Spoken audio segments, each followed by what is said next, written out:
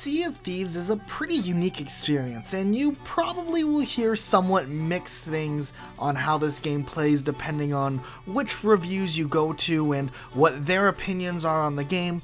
But is this game worth your hard-earned cash? Is it worth the money that you're spending on the game? My name is Elijah, and this is Rocket Sloth, and I'm going to be telling you guys if you should buy this game right now, and if it's worth the value. Let's talk about the game a little bit, and then we'll get into that. Let's get into it. The first thing you need to know about this game is that it is developed by Rare, which is a studio owned by Microsoft, but they have a pretty big reputation in the gaming world from before this. They made games like Banjo-Kazooie, Donkey Kong 64, and a lot of really big GameCube games back in the day, but they hadn't really made a main game in a long time that wasn't like a Kinect game. And while most of the people who worked in the studio of Rare back in the day who worked on those games are no longer a part of the studio itself still has that reputation of making good games. And right off the bat, when you get into Sea of Thieves, you can tell that it's an extremely polished game. It looks great, the water physics are amazing, and it's just a very well drawn, designed, and crafted game. So you're going to be getting a nice aesthetic right away. And overall, the mechanics and physics of the game are pretty polished outside of some network issues, which aren't the worst, and hopefully they'll be patched soon, but nothing that's game breaking or anything like that. You can tell this game's probably been in development for quite a long time just with how beautiful the game looks, and it's not too demanding on hardware if you're playing on the PC.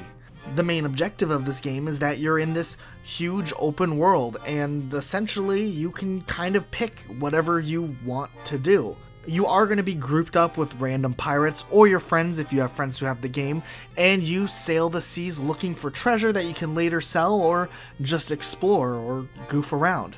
There's the basic concept surrounding around collecting treasure and making money off of it, and at this time there's not much more going on in the world, but you can collect some cosmetic stuff to make your pirate look pretty cool. Now, the big focus of the game is that you're grouped up with other people and you need to work together and experience things together. And I'm going to say this very early on, but this game absolutely 100% is a social game.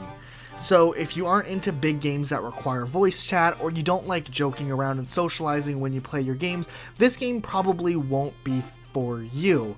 It's very much a goofy game that kind of lives and thrives off of the hilarious and random things that happen. It kind of like VR chat to an extent, except you're pirates, and there's a little bit more to do than just walk around and chat. The core of the game is pretty formulaic. You pick your quest, you set sail, and you find your treasure, and then you bring it back to a port and collect the reward.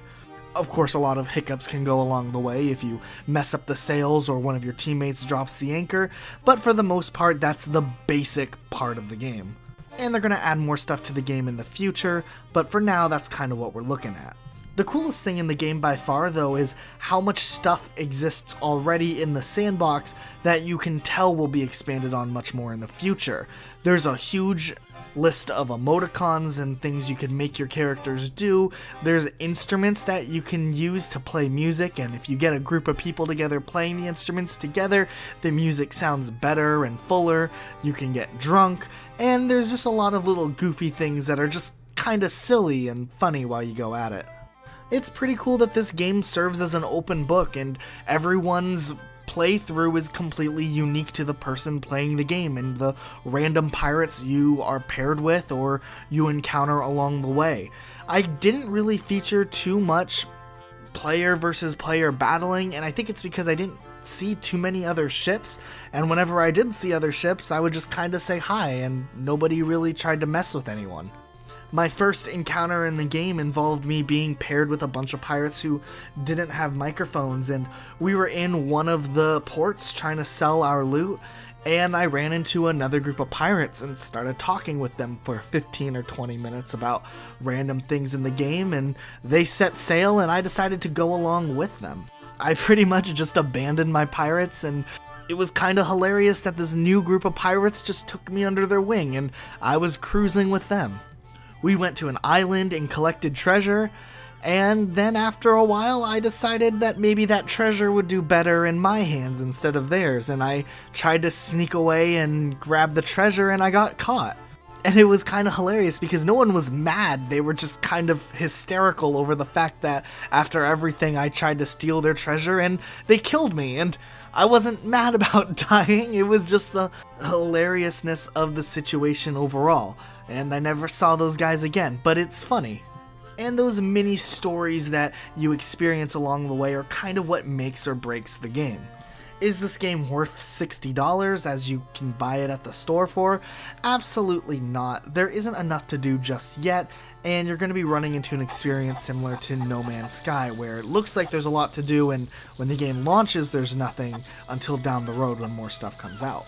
But with the Xbox Gamepass, which is something that you can pick up on the Xbox or the PC, you get 2 weeks free access to their library of games, which includes Sea of Thieves, and then it's $9.99 afterwards. This is what I did. It's not sponsored or anything like that, but if you want to just drop $9.99 a month after your 2 weeks free trial, you can pretty much play this game as much as you want along with the rest of the library, and it works on PC too, so that's really good. And if you have the Game Pass on your Xbox and you have more than one Xbox account, one friend can play on the PC while the other plays on the Xbox, as long as the PC account isn't logged onto the Xbox. That's how my girlfriend and I play when we only have one gold and one Game Pass on the Xbox, and we were both able to play together along with other people. As far as I can tell, the PC and the Xbox versions are mostly the same, except sometimes there can be some microphone issues in other people hearing you when you're on the PC, but hopefully that'll be fixed in a patch in the future. But if this game sounds interesting to you, go ahead and sail the 7 seas.